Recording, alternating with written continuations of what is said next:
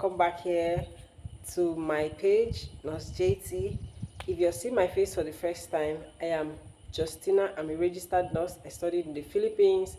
I did my BS in Philippines and did my RN in Nigeria. So thank you for coming. Please hit the subscribe button and subscribe to my channel. I'll also be posting my backup page where I post everything about nursing in that channel. So I look forward to your support. So a quick one, I want to tell you what really has happened and why I've been away from YT face to face talk with you. I am very glad to be back. I am very glad. I am motivated.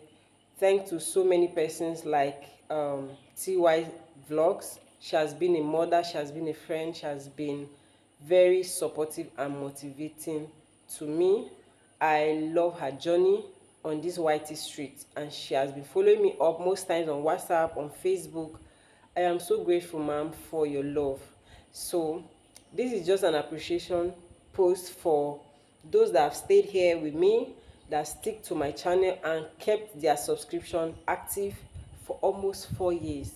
It's a pathetic one. It was not a bad situation. I just wanted to go off YT, and I'm glad I am back. I am motivated to come back.